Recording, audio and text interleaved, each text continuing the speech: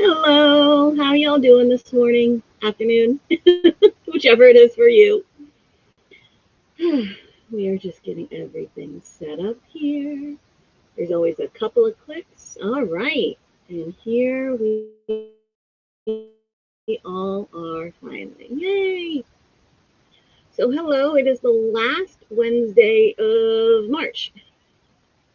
Wednesday of March, and we are finally officially excuse me, officially in spring, which is nice because it's still a little chilly down here. So I'm really looking forward to not being cold. I have my big old fan ready for when I'm looking forward to not being hot, right? It's not the way it always works. It's either one or the other. Um, excuse me, hold on a second. Yeah, I haven't really done much talking yet this morning. Oh, and I, of course, am realizing that I am on the wrong screen and I don't see the comments. Here we go. So Sarah says, hello, hello, Sarah. You beat Monica. Oh my goodness. I am like yawny this morning. Oh, sorry about that. All right. So, oh, look at that. Here's Monica. Just barely, Sarah. You just barely beat Monica this morning. All right. So today I thought we could talk about different kinds of bag straps. Some would be crochet ideas, some are other things. Sarah says, woohoo! So, I thought I'd tell you about some of the things that I do. And then I also did a little search and I found a few online from some other bloggers. All right, look at this. Sarah says she's yawning, sneezing, hot mess today. I feel better then because I am like, here I go again, just saying it. What is it that they say? One of the ways you can test for the one where you don't have empathy, whichever one that is that psychopath? You can test this. One of the tests to see if somebody is a psychopath is if they will yawn. If you yawn, like if I say, I'm about to do it again. If I say the word yawn, or hear the word yawn too much, I do it. All right, let's see. You got to use Lucette fork. Can we show you some uses? Yes, I totally can. Monica, are you going to be at the I know tonight is the Patreon sit and stitch, and I know you're on Patreon. It's from 6 to 8. Are you going to be on that one? Let me know, okay? Because we'll do more there. I don't know that I have a Lucette fork within reach right now. Like I'd have to get up and search around for it. So what we can do, Monica, is I can show you some tonight. Um, oh, you have to babysit this afternoon. Okay. Um, I'll see if I can grab something real quick to show you some Lucette Fort stuff. Hello, Monique. Let's see. Is there something I have? I should have had a Lucette fork like right here, and I could have sworn I had that little. Oh no, I don't. I don't own a Fred. That we were just talking about Fred, the little thing from whatchamacallit that you can use as a Lucette fork. You know what? I could use this as a Lucette fork for now. Okay, so we'll do a little something with this, which is not a proper Lucette fork. However, it will serve the purposes so that I don't have to like get up, walk away, and leave you guys all here alone for a few minutes while I try to remember where they are. But then, Monica, if you remind me again before the next sit and stitch, or even if we're at the next sit and stitch, I can show you on a properly set fork. But if you remind me beforehand, you can send me an email at support. Oh, I don't have the banner here. You can send me an email at support@crochetfoundry.com, or even better, you can always put a note in one of the Patreon chats. And the next time you are going to be at a sit and stitch, remind me and we can go over Lucette Fork a little bit more when we can both be seen on the camera so that, we can kind of have a nice little back and forth where we can talk and everything too. But I'll show you some basic stuff. Um, I'll show you a basic one here. I'm pretty sure I can remember it without having to look it up. Sometimes I do so many different crafts, I have to like look to remember. All right, so let's talk about bag straps. We will do a few of the few of the ones that I happen to know and love and use in a minute. But first, why don't we look at some of these that I found online? Where is my proper screen sharing thing? Here we go. All right, so, and I have banners for each of these. All right. Oh, which means I should move. I'm just going to take off the picture of me so that you can see. Although I wonder if I keep the picture of me, if it should be. There we go. I was going to say, since they're both on the same map, it should like not cover each other up. All right. So this is from All About Amy. I wanted to make sure to give everybody their proper credit. So I didn't want, as much as it would be quicker to just have grabbed the photos and share them with you, I want to make sure to give people their proper credit and to give you the links here so that you can go and take a look at them. So All About Amy. Woo, like I said, yawning like mad. Which one was this? This is just the back and forth single crochet. So, but there's more to it. There's going to be more to it. First, she does some back and forth rows of single crochet. All right. And makes it decently thick. Let's see. They're 1.6 inches or 4 centimeters wide after, I think she said 8 rows of single crochet. All right, and then she's marking about 2 inches from the 2 inches or 5 centimeters from the two ends. Okay, however long you want the strap, plus a little bit more here, and you'll see why in the end. And now what she's doing is she's whip stitching the ends together, and you have the option of putting a cord inside of this cord or rope to keep your bag strap from stretching. I love this idea. It has such a more finished look for like a purse kind of idea, where when it's round like this, and then that cord or rope inside will keep it from stretching. Okay, I know I'm not giving you all the directions. That's because I've given you the link here, and we want to make sure, obviously this is an ad-supported site, that you go to her site. She gets credit for it and all of that sort of stuff. So go ahead and copy down that link and go ahead and find it. And here she's sewing hers together. She doesn't have the cord in it anymore. I'm not sure if she fed it back through or just decided this one didn't need the cord or what. Obviously the whip stitches are going to help keep it from stretching so much.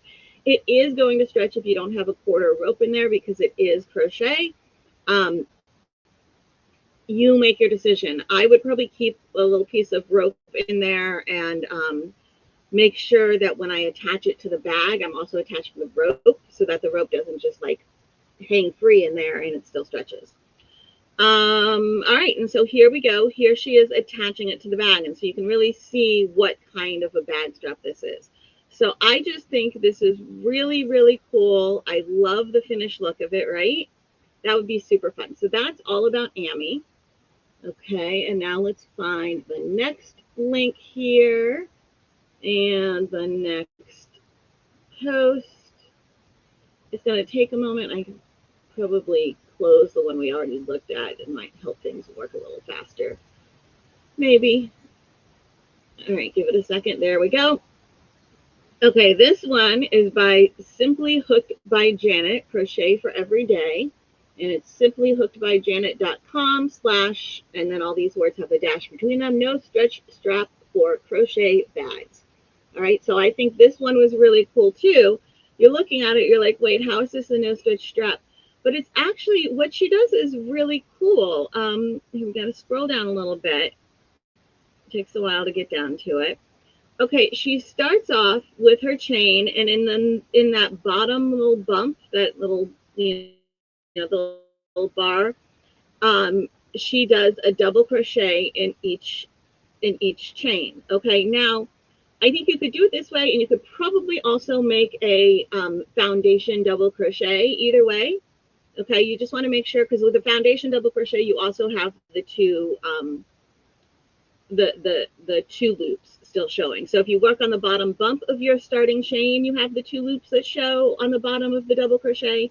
And if you do a foundation double crochet, you have the two loops. You just want to make sure you have the two loops on both the top and the bottom, because then what you do is you're folding it in half, and she's just using those stitch markers to show you, or you can use them to help you, as she says, or the main point here I think is to show you what she's talking about, where she folds them in half, and now she puts a single crochet through the top and the bottom of the double crochet. So she's folding that double crochet in half and single crocheting into it, and it makes this neat little strap. So up here are the tops of the single crochets, and down here are the double crochets folded in half. So it just gives it a neat little look, and apparently it doesn't really stretch. I haven't done this, but she says that it's not going to stretch. You can give it a try and see. And of course, this is a nice thing to do, guys, okay? If you are a designer and you use this technique, go ahead and be like, here, I'm going to teach, this is what I'm doing for my strap, and just put a little link, say, this is where I learned it from. Or, if you're not making pictures of that area or whatever, say, hey, there's some really great, I learned it from here, and here are some pictures. It's always nice if you learn a new technique or something from a different designer, from a blogger, or whatever. Give them credit, okay? There's a line, it's not, it's perfect, it's not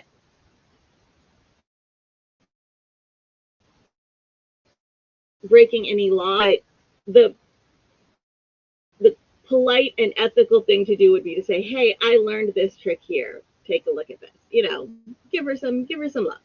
Always a nice thing to do.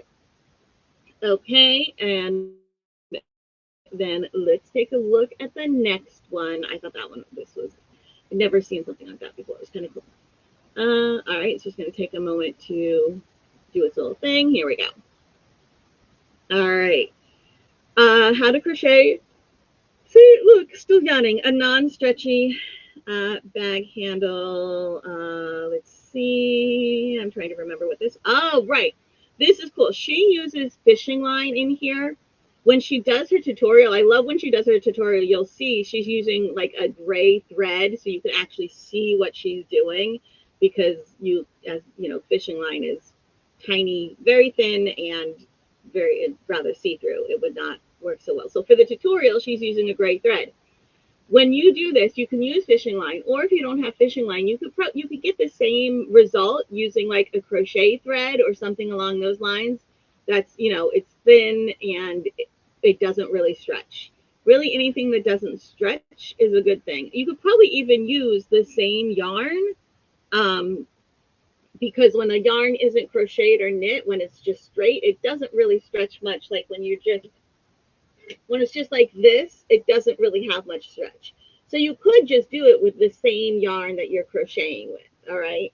And I don't see any reason why that wouldn't work, but let me show you. It might add a little bulk. Let's see. We gotta scroll down. You can, I'm giving you the link here. You can read it. It's the loopholefox.com/ and again, dashes between each word, non-stretch. You can see here where she's showing you that she's using the gray yarn as fishing line. I love that. So smart. So she starts off and, attaches it with a little loop, which is really useful when you're talking about fishing line. And she's crocheting over it so that it falls in what would be the center of the strap. So she's crocheting over the fishing line. Okay, and she's showing you don't want to pull it so tight that it curls. You want it to be pulled just the right amount so that everything lays nice and flat. It's not curling or ruffling or anything like that. Okay, and then she shows you how to turn a row if you're doing multiple rows, so you can keep on using that inside, this is why, like, if you're doing the same yarn and just working over top of the yarn, you could do this in every single row, and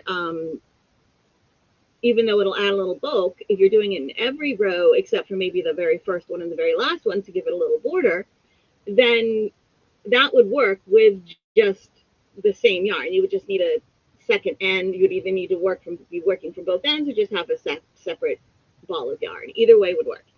And that's actually what they do in Irish crochet. How they make things more stable, how they give things dimension. There's a lot of working over yarn in Irish crochet. All right. She even shows you how to finish off when you're doing the fishing line, because you can't really weave in your ends and such with the fishing line. So she's giving you some really nice little tricks for that.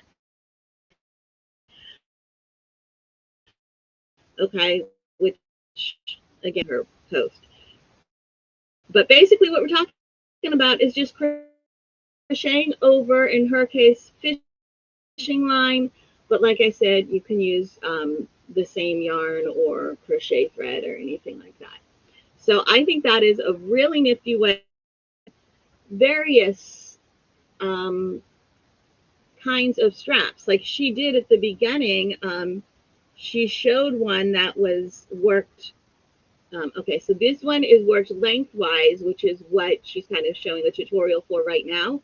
But you can see she has a picture where she did it, and she's still keeping that same piece of fishing line. So it's going back and forth, and it's still keeping it from stretching the other direction. Okay. All right.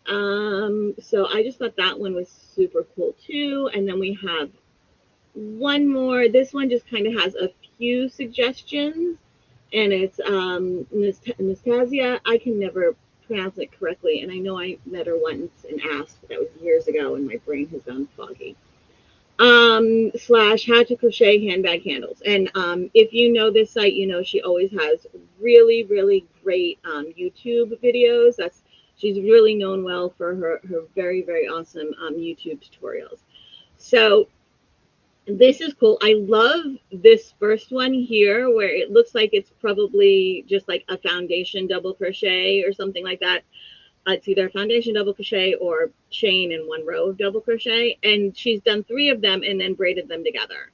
Okay. I love that. And that was actually something I was going to say is my suggestion is, yes, you can braid yarn, but you can braid pieces of crochet or knit or whatever as well. And I like that there's a little picture here to show you that. So she's just got a couple different ideas here, and she's telling you about what a few of them are. This one I think might be the Tunisian crochet. That looks like Tunisian crochet to me. And then this one is a round crochet handle. And it looks like this one, she actually worked it in the round as opposed to the first one that we saw where it was crocheted flat and then sewn round so that she could have the flat spots. Now, you could probably do the same idea where you could work in rows and then at a certain point switch to rounds and then end in rows again to make that handle similar to what we saw the first time around. I would still suggest putting a rope or something through it if you want it not to be stretchy. All right, so Tunisian crochet, round crochet handle, and braided crochet. And I don't know that she goes much more into them except for possibly in the video. So there is a video, but that's just a couple different ideas here on how to do that. So let me pop back to just me. Here we go, and remove the banner. And there have been some comments. So let's see. Tony Lipsy has a Tunisian strap in some of her patterns that's supposed to be non-stretchy. Yes, there are non-stretchy Tunisian straps. Tunisian is definitely less stretchy, I have found. And one of the things I will often do, I like doing a Tunisian strap. I should have brought this down. I didn't think about it because I forgot about this one when I was going through all of these, what I wanted to share with you. I like doing a Tunisian strap that then, here we go. Then after I've got a few rows of the Tunisian, after I've got the Tunisian strap done, where it's just, 4 or 5 Tunisian knit stitches or whatever, and then the whole strap, so it's just the rows are only 4 or 5 wide. Once I've done that whole strap, what I'll do is I'll go back and top stitch in between each set of stitches. And that, I think, here, I can probably pull that up actually on, because it's in one of my patterns. I'm going to pull it up here. I find that that really keeps things from stretching as well. Let's see, it was on my Call Me Hydrated. All right, so here, we'll pop back to this one. Okay, and I have Call Me Hydrated. Here we go. Did I do it on this one? I thought I did.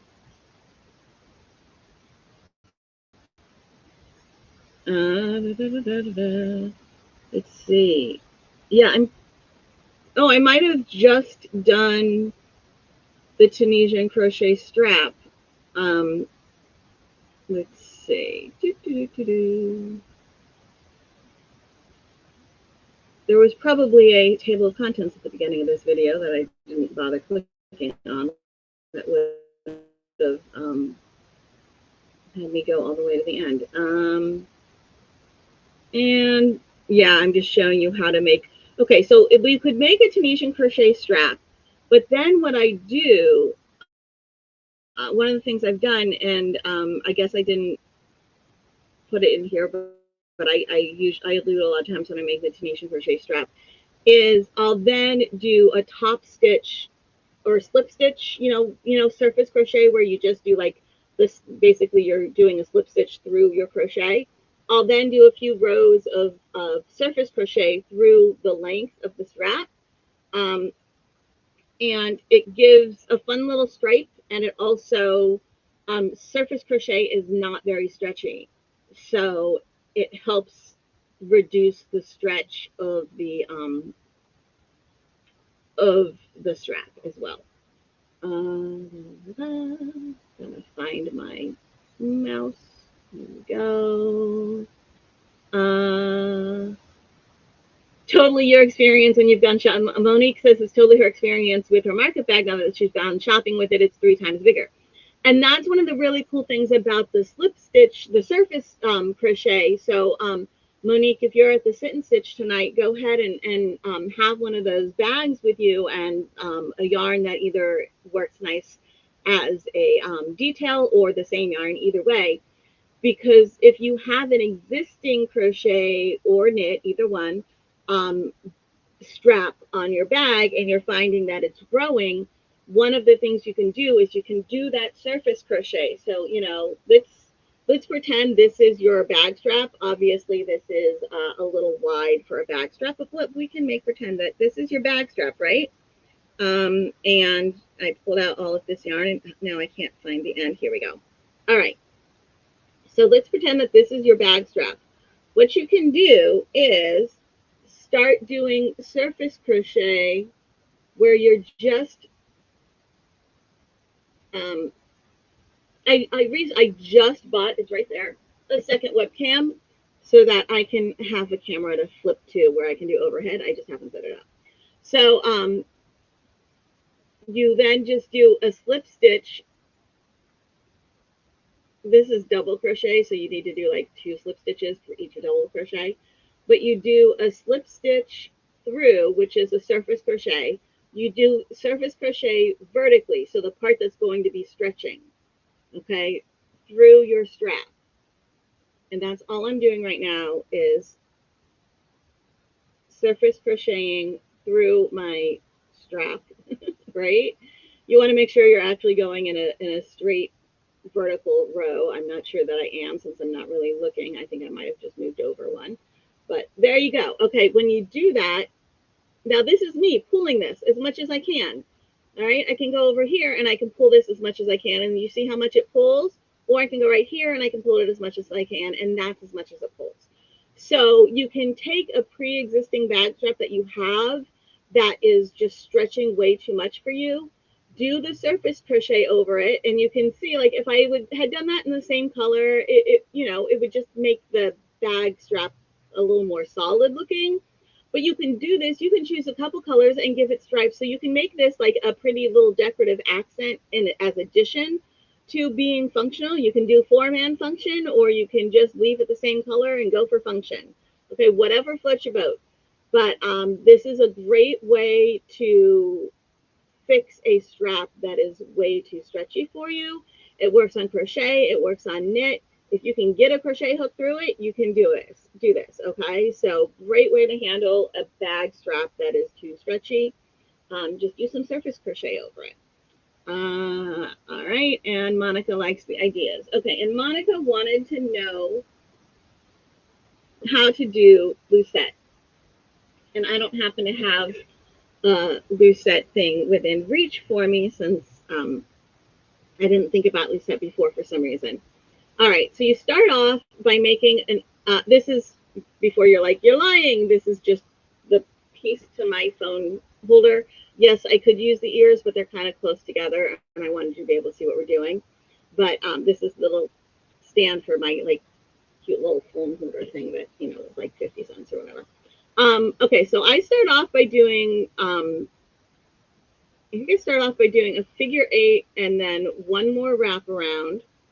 Okay, and then you pull the doubled up part over. You pull the bottom loop over the top loop.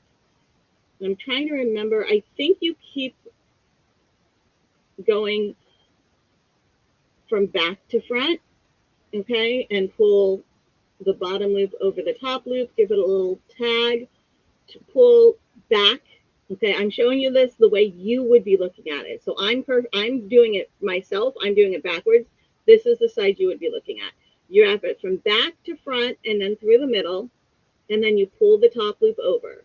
Okay, and then this is where you kind of have to give it a tug. You pull the back. That's right. You pull the back, and then yeah, and then pull the tail. All right, so let's do that again. Wrap it from the back to the front through the middle. Pull the bottom loop over. There we go. And then on the opposite side, you can pull the back of the loop to kind of tighten up. You don't want to tighten it too tight, but just to tighten up a little bit. And then you can pull your working tail to kind of get it back tightened on your lucette fork. And you get to the point where this becomes like one smooth action. So again, back to front and then through the center. Pull the bottom loop over the top loop. And then on the opposite side, pull the back of the loop to tighten that stitch. And then pull the tail to tighten it all back up again. Okay, get your thing centered and repeat. And you can always tell which side you're going to wrap it on, because if you look, okay, this is what is on the back of your work. You can see that the yarn is going this direction. So you know that's the direction you go. It wants to wrap this way. This way would be weird. It wants to wrap this way. So even if you put it down, when you pick it up, if you're not sure, kind of look at the back and see the yarn is facing this way. So that's the way you want to wrap it. You wrap it around the back, to the front, through the middle, and then take the bottom loop, pull it over the top loop. On the opposite side, pull the back of that loop to tighten things up, and then pull the working yarn to tighten all of this up. Okay, and you keep going. All right, and you, like I said, you will get to the point where it all becomes a much more smooth motion. And as I said before, Monica, put up a note in the Patreon chat. I believe there's like a Cal chat or a sit and stitch chat. Any of them is fine. And let me know the next time you're going to be at a sit and stitch, and remind me to have my lucette fork, and we can go over some things. Okay. I know that like when I do this for a while, I get much more smooth with it. So if you remind me like a day or two before, I can use an actual lucette fork that's not going to like be grabby on the yarn, and I can see if I can remember some of my fun little tricks and tips and stuff. Okay. But that's a quick Lucette fork thing. And you can do this. You could do the I-cord. Let's grab this thing. Okay, so this is an I-cord I made with the I've been making with the cord quilt, and that's nail polish that happened to be sitting next to my I-cord. I have nail polish from Sherwin-Williams paint. They don't know. Oh, it doesn't even say Sherwin-Williams on here, but this is actually made by Sherwin-Williams. I think there's a tiny little logo on the can of paint that's pouring. It was from a trade show I went to. They don't normally, Sherwin-Williams does not normally make nail polish, but it was from a trade show I went to. Isn't that funny? Anyway, you can use Lucette cord, regular cord, any of those things, any sort of cord like those things, and braid them. So you can use them individually for a smaller bag, or you can braid them together. If you're making like an I-cord, you could, again, there's a way that you can actually, like with this, with the cord quill, Twice Sheared Sheep has videos about you doing this and running like the real bendable metal through it to make letters and stuff. You could use a yarn needle and thread crochet thread through it, right? And thread the crochet thread through the I-cord, through the cord, the same way you would with the metal piece. Okay, and you can check out Twice Sheared Sheep to see how that is done, because this is from Twice Sheared Sheep, and they have great videos. You could run crochet cord through here, and that would keep it from being so stretchy if you're using this for a cord for a bag. And again, you could, like I said, you can braid this.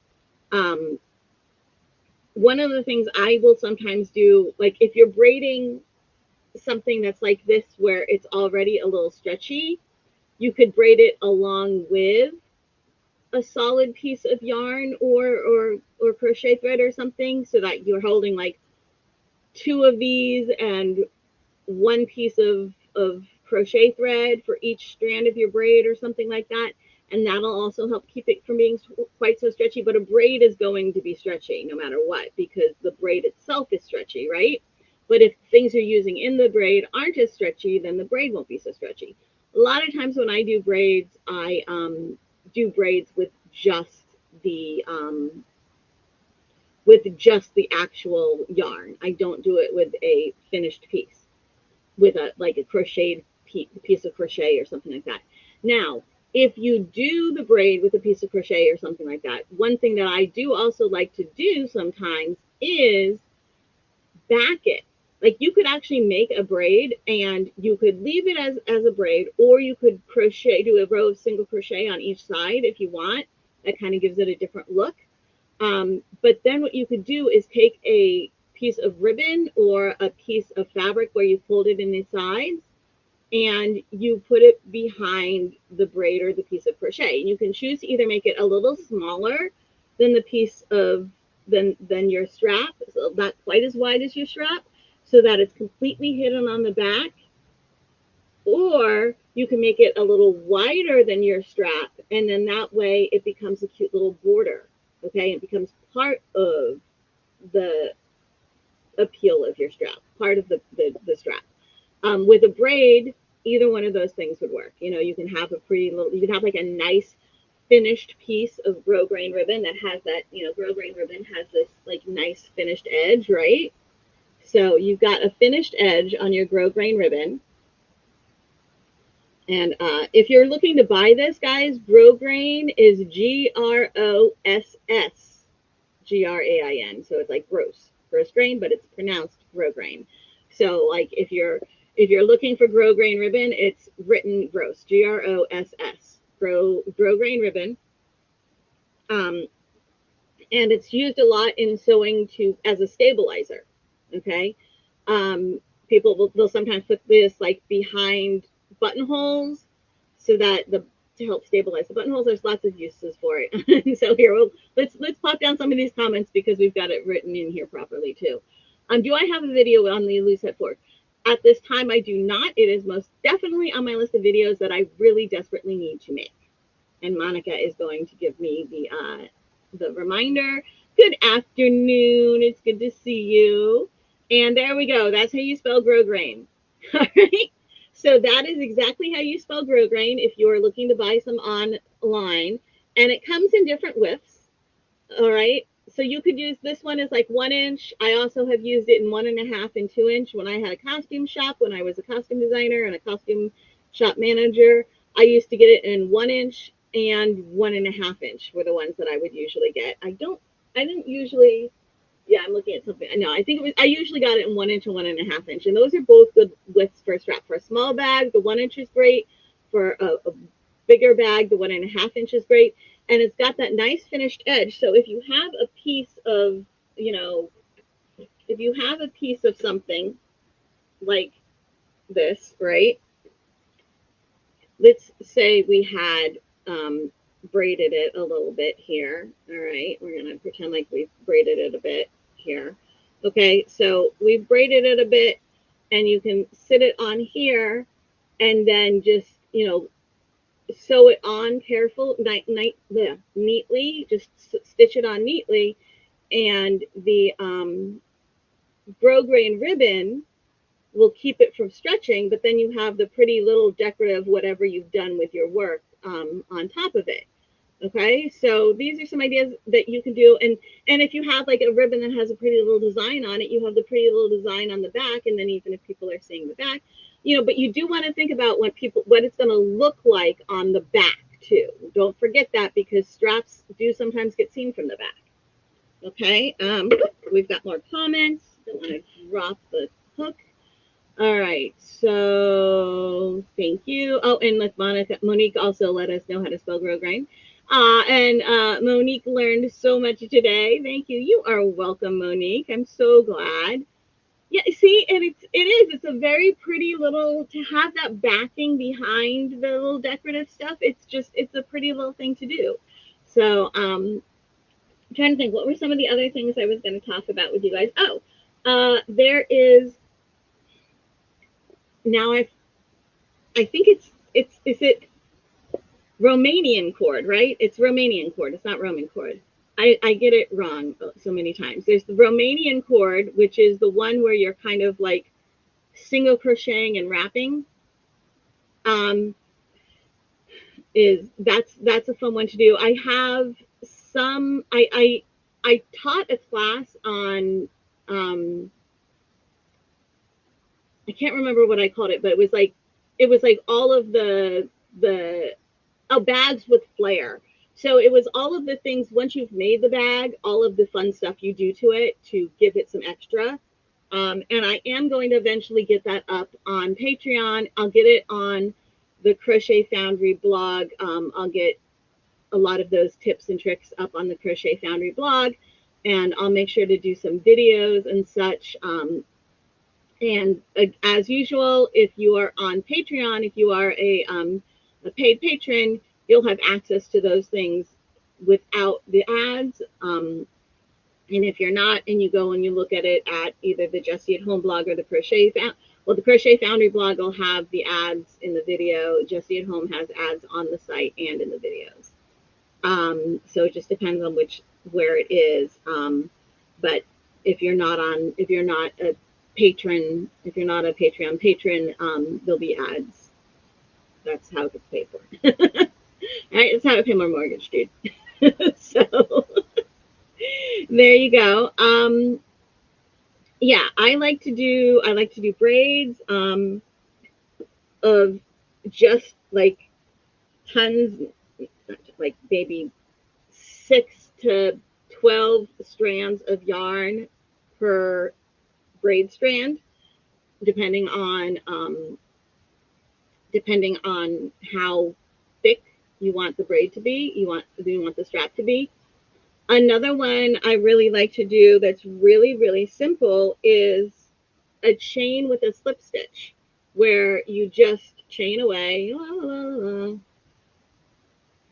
Okay, not quite as loose as I'm doing here, but you chain away to about to probably a little bit longer. I would go a little longer than you want your strap to be, okay? And then you chain or slip stitch into the bottom bump of each of the existing chains, okay? I missed it. There we go. And then here's the next bottom bump. I'm going into the bottom bump and just making a slip stitch into the bottom bump, making a slip stitch. This is like my favorite, one of my favorite straps for for a small little bag, like a cell phone holder, you know, that like I'm going out and I just want my cell phone and my debit card, and you know, I do take these little bags with me a lot when I'm at trade shows and I'm going, you know, out in the evening to, you know, whatever cocktail party or whatever, and you have like your cell phone and your room key and your debit card, and you're good to go. So that was just a slip stitch in a row of chains with slip stitch, and that's as much as it stretches. So it doesn't have it, once you give it a stretch, it stays basically that length. It doesn't stretch much anymore.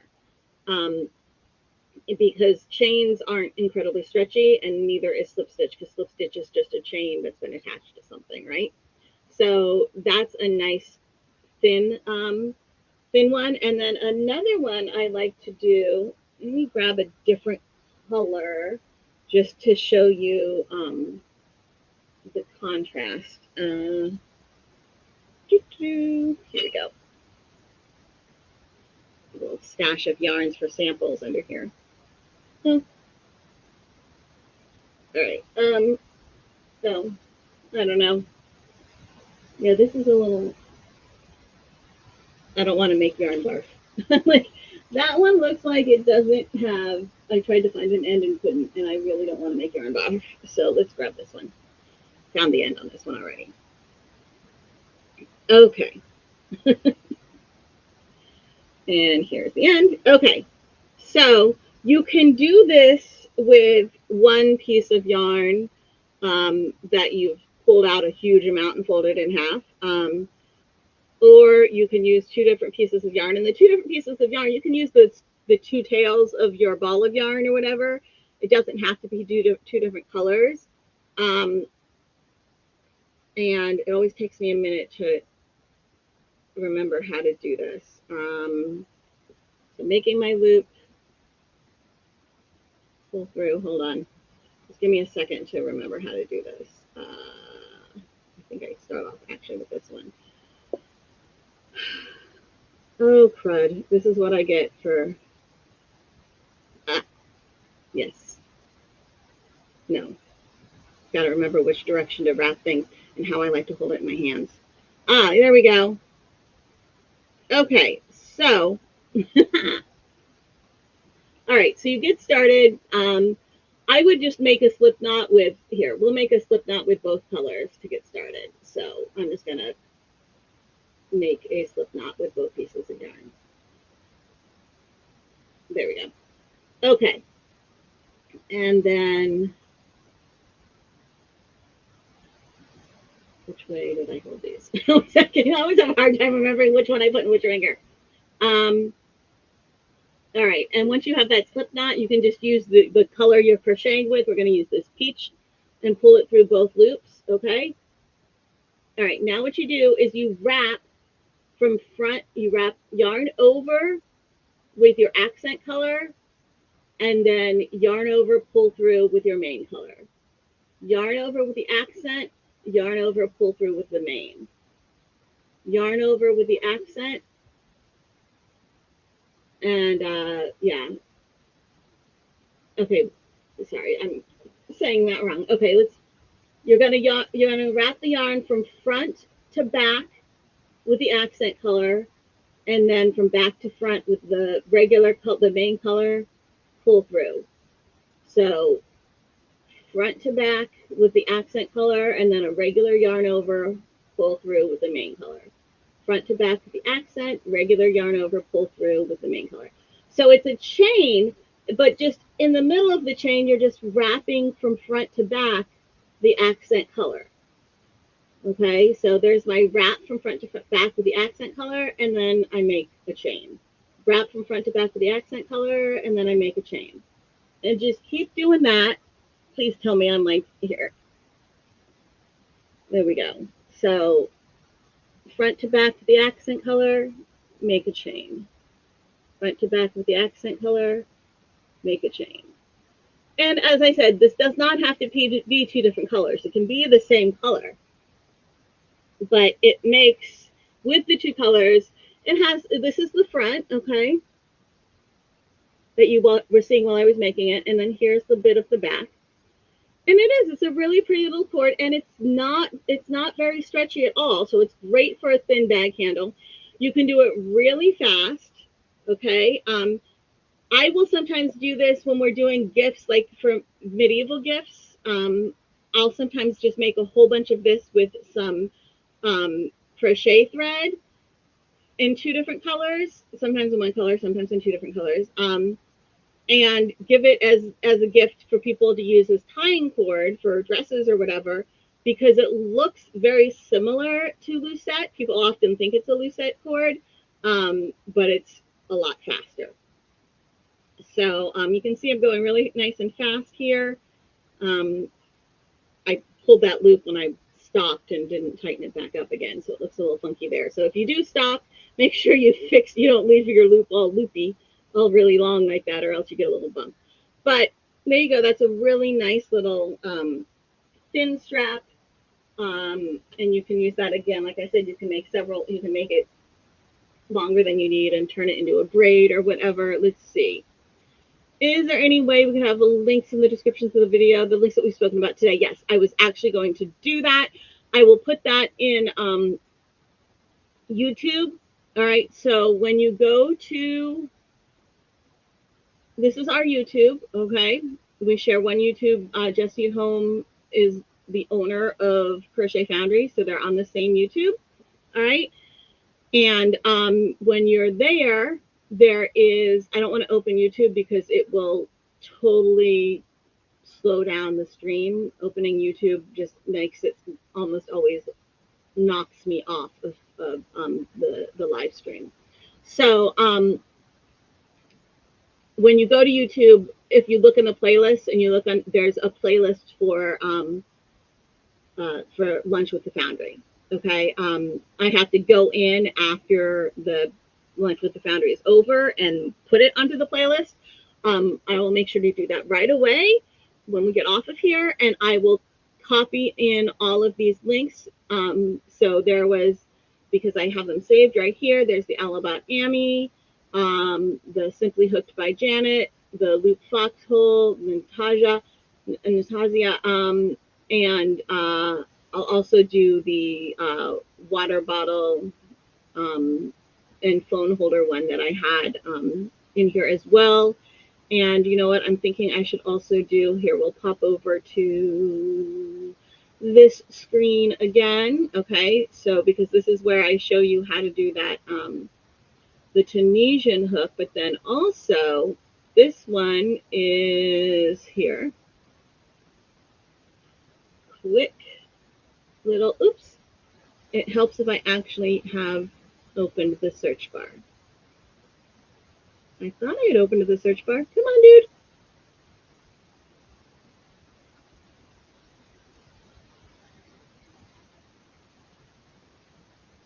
It's, the search bar doesn't want to work, so we're going to go this way.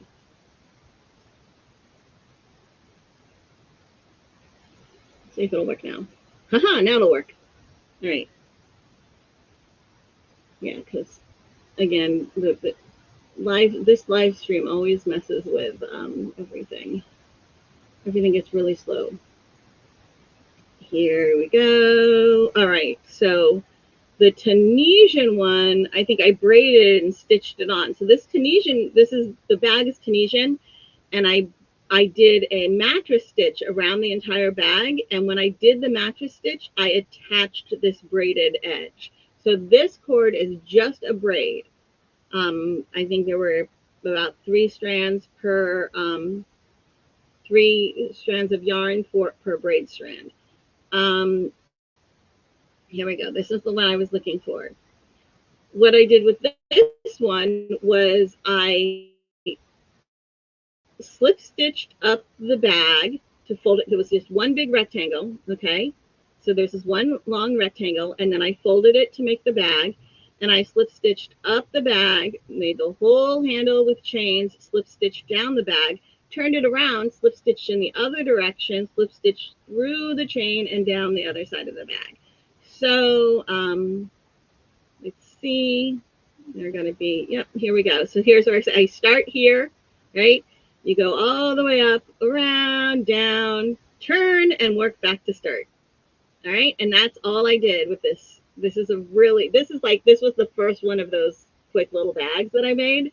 I literally made it at a trade show because I realized that my phone kept falling in. I had a big bag for all of the things that I needed at the trade show, right? And and my phone kept getting buried in the bottom, and my room key kept getting buried in the bottom. And I was like searching for these things, and my phone, my room key, my debit card, they're all like at the very, very bottom. And those are the things that, like, when you want them, you want them. So I really quickly made this quick little bag and put my phone, my room key, my debit card in it. And then those were always like right at hand. So there you go. Yeah. All right. So back to a regular screen. There we go. And there's more comments still. All right. So I will make sure to put all of those links in the description of the YouTube video. When after we're done here, I'll pop over to YouTube. I'll make sure that this is marked for this is put into the Lunch with the Foundry playlist, and I'll add all of those links into the description. I should have done that to begin with. I'm sorry, I forgot. Very hard time remembering how to. Yeah, it takes a minute. Like you saw when I was trying to do when I was doing this one over here, it took me a minute to remember them. A lot of them I know in my head. It just takes me a minute. It's like the lucette chord and everything. Sometimes, like I said, sometimes I have to go and look at what it says. And it's once I look at what it says and I start to do it, I'm like, oh yeah, and you don't need the directions anymore. But yeah, exactly. The results are very beautiful.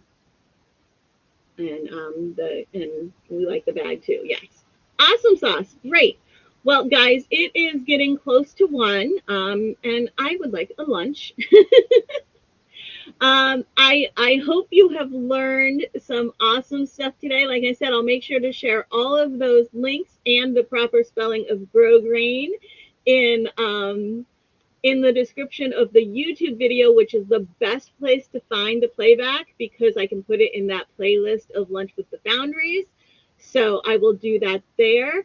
And a lot of these things are going to be eventually videos on the Crochet Foundry blog. This is one of the reasons why we're switching over to seasonal issues. Okay, we have in 2 weeks, April 11th, which I think is 2 weeks from Friday, is the April/May issue, and then the second week of May will be our very first seasonal issue. It will be the summer issue. Okay, so we're switching back to seasonal issues, and one of those reasons why we're doing that is because I did not have the time to give you guys all the video tutorials and all of those things that I wanted to give you as like free bonus content on the blog. I wasn't having the time to do it, right? Because before, this magazine has been owned by either a group of designers or an entire company, as opposed to right now where it's owned by me. I do hire out some people. You know, we have our tech editors, our proofreaders. Obviously, there's various designers in every issue. I'm not the one designing them all. I do have other people, but I'm the one doing all of the layout, and I'm the one organizing everything, and it becomes a lot of work. So if I could do just the magazine if it was monthly, or I could do the magazine and then all of that additional content that you can get for free on the blog and everything if it went to if it went to seasonal. And I wanted to be able to give you all of that awesome other content as well, which is why we are switching to seasonally. So all of these things, these tips and tricks I've given you today will eventually be video tutorials, all the ones that are mine. Like I said, the blog posts that I shared with you from other people, I'll add those links into the description of this video because there's already a description of them on those other people's blogs. And that is, of course, the kind, ethical way to do things. All right, so we just have everybody saying goodbye. Thank you so much. I enjoyed chatting with you today and hope you all learned something useful. I will see hopefully all of you again next week, and tonight from 6 to 8. Look at that, just as I was saying it. Tonight from 6 to 8 Eastern. It is currently 1 Eastern, so in 5 hours from 6 to 8 Eastern is the Patreon social, the patron social. So if you are a paid Patreon social, a paid Patreon patron, then you will find in the codes and links section of Patreon, you will find